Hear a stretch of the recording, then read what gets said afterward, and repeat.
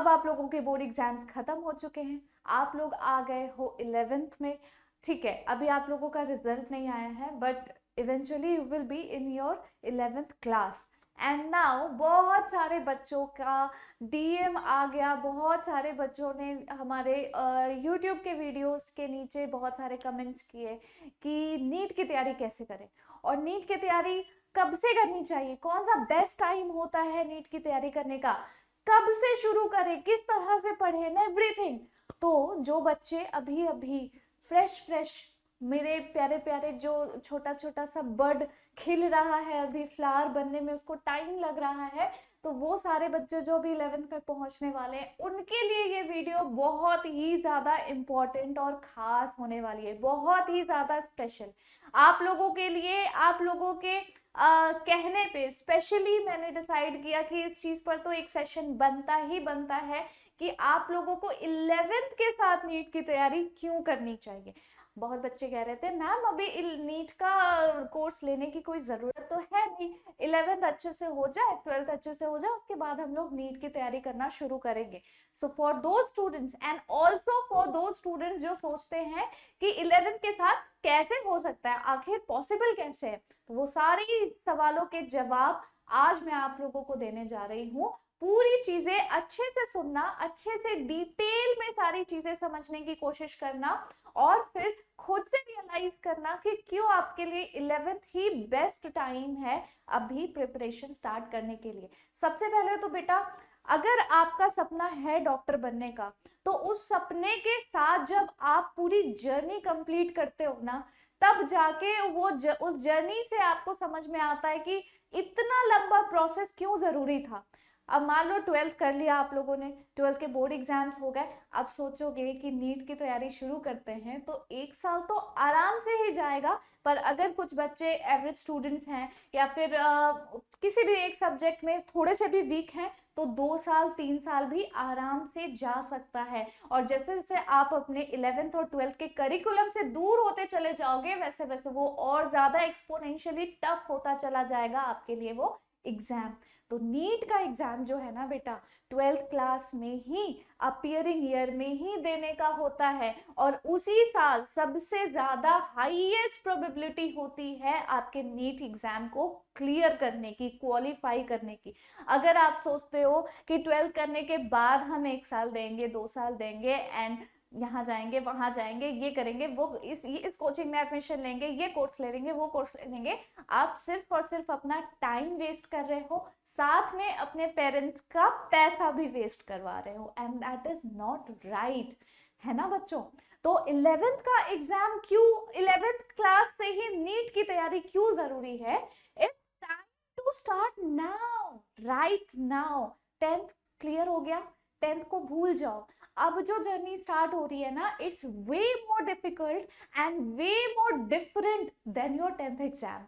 आपका जो भी बोर्ड एग्जाम हुआ 10th का, जो भी आप लोगों ने पढ़ा, जितनी भी चीजें आप लोगों ने कवर की, वो बस एक छोटा सा ट्रेलर था, ट्रेलर भी नहीं कहूंगी मैं, वो ट्रेलर का भी ट्रेलर था। ठीक है, तो अब जो 11th का सिलेबस है प्लस आपका जो 12th का सिलेबस है, both the syllabus, both the class syllabus are going to come in your NEET exam. तो आप सोचो कि 2 साल के भारी भरकम करिकुलम को आप कैसे एक एग्जाम में रिप्रेजेंट कर पाओगे अगर आपकी तैयारी अभी से शुरू नहीं होगी तो। सो कलेक्शन ऑफ स्टडी मटेरियल, सबसे पहले तो अगर आप 11th से ही स्टार्ट कर लेते हो नीट की तैयारी करना, तो आपके पास अच्छा खासा स्टडी मटेरियल होगा। शुरुआत से ही आपने 11th में बायोलॉजी पढ़ी, फिजिक्स पढ़ा, केमिस्ट्री पढ़ी, सारी चीजें पढ़ते हुए आप पूरा स्टडी मटेरियल इकट्ठा करते हुए आओगे 12th में, and through out your 12th also you will be having all the collection of your study material. तो कितना अच्छा हो गया ना, अच्छी खासी अरेंजमेंट हो गई आपकी स्टडी मटेरियल की, पूरा तैयारी आप करते हुए चल रहे हो। तो that is why you just have to grasp it, you just have to make a crisp note, ताकि जब ट्वेल्थ के बोर्ड एग्जाम और नीट के एग्जाम के बीच में 2 या 3 महीने का गैप रहे, तो उस 2 या 3 महीने में आपको पूरा 11th और 12th सिर्फ रिकॉल करना पड़े, ना कि आपको प्रिपेयर करना पड़े।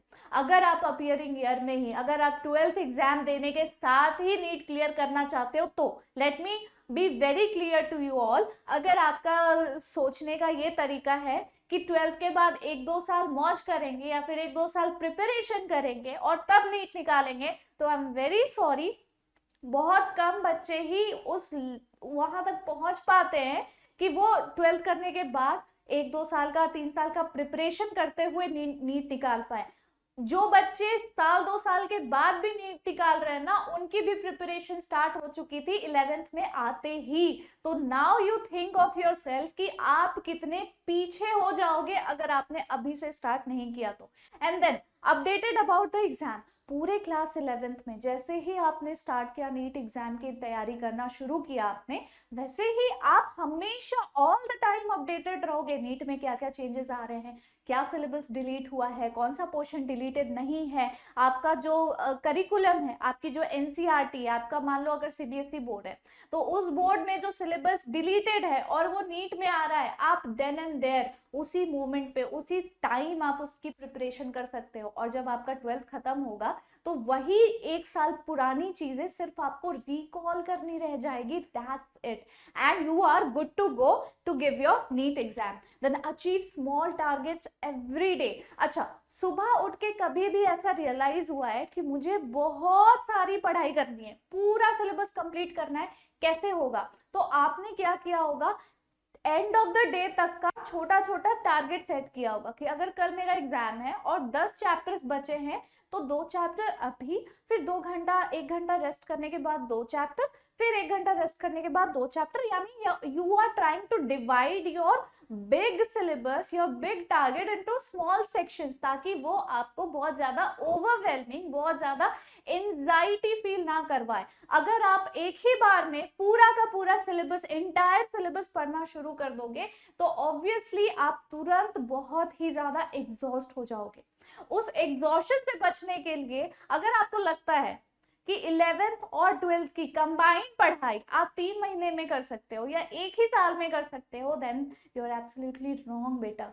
11th की पढ़ाई 11th में ही होती है, 12th की पढ़ाई 12th में ही होती है। और जब आपको पता है कि नीट के एग्जाम में 11th भी आ रहा है, 12th भी आ रहा है, तो आपको देन एंड देयर वहां पर कंप्लीट करना है, फिनिश करना है। So more than 50% of the weightage from 11th। Biology में ज्यादा चैप्टर्स 11th में से हैं और कम चैप्टर्स 12th में से हैं, तो सोचो 12th कर लो, उसके बाद सोचो कि चलो फिर से 11th स्टार्ट करते हैं, तो ऐसे तो नहीं होता है।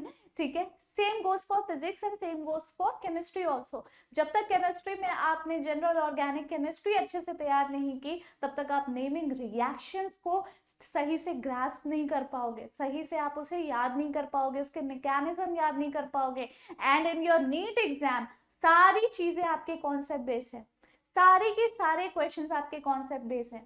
ठीक है, तो उस टाइम पर आपको वो 11th का ही बेस याद आएगा कि क्यों नहीं उसी टाइम पर मैंने नीट लेवल की प्रिपरेशन कर डाली, जो अभी मेरा इस वाले क्वेश्चन में अटक रहा है, फंस रहा है।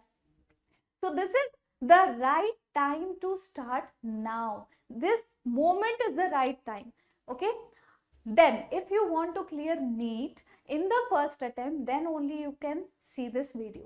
So time management बहुत अच्छी तरीके से हो जाएगा अगर आप नीट फर्स्ट अटेम्प्ट में क्लियर करना चाहते हो। तो 11th से अगर आपने स्टार्ट किया है तो आपका टाइम मैनेजमेंट सही से हो सकता है। ऑब्वियसली तब से मैं यही तो कहते आ रही हूँ आप लोगों को, टाइम मैनेजमेंट क्यों सही से होगा, क्योंकि नीट में आने वाला 11th का पोर्शन आपने 11th में ही पढ़ लिया, नीट में आने वाला 12th का पोर्शन आपने 12th में ही पढ़ लिया, आपको एक्स्ट्रा एफर्ट करने की जरूरत ही नहीं पड़ी। Small effort great result. NEET के बच्चों को ना ये नहीं दिखाना होता कि हम 24 के 24 घंटे पढ़ रहे हैं, उनको ये दिखाना होता है कि कम टाइम में कितना ज्यादा हमने पढ़ा, कितना ज्यादा हमने गेन किया और कितनी ज्यादा एफिशिएंसी के साथ हम नीट को क्वालिफाई करते हैं। NEET exam is just about time management and having more efficiency. Efficiency कैसे बढ़ानी है, कम टाइम में ज्यादा क्वेश्चन सॉल्व हो सके। और ये कैसे होगा? रेगुलर प्रैक्टिस से होगा। और रेगुलर प्रैक्टिस आप कैसे कर पाओगे? जब आपके सारे कॉन्सेप्ट्स क्लियर होंगे, ऑन योर फिंगर टिप्स होंगे। और सारे कॉन्सेप्ट्स फिंगर टिप्स पे कैसे होंगे? जब आप देन एंड देयर उसी सिलेबस को उसी टाइम पर कंप्लीट करते हो। So all these three things are interconnected to each other. Encouragement, जब आपके पास किसी गोल को अचीव करने के लिए कम टाइम होता है, आप ज्यादा एंजाइटी फील करते हो, फीलिंग ऑफ ओवरवेलमिंग की बाप रे इतना सारा चीज बचा है, मेरे से तो नहीं हो पाएगा।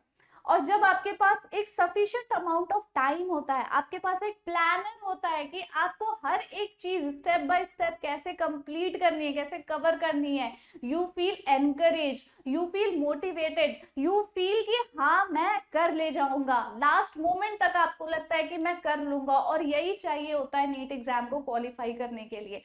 So better time management, small effort and big result and encouragement, ये तीनों चीजों का अगर कॉम्बिनेशन आप लोगों को अभी से इसका डोज मिल गया ना, छोटा छोटा डोज, तो आई गारंटी यू कि इतनी फीजिबल, इतनी इजी हो जाएगी ये जर्नी आप लोगों के लिए कि आपको 12th के बाद लगेगा कि यार स्कूल खत्म हुआ और MBBS कॉलेज स्टार्ट हो गया।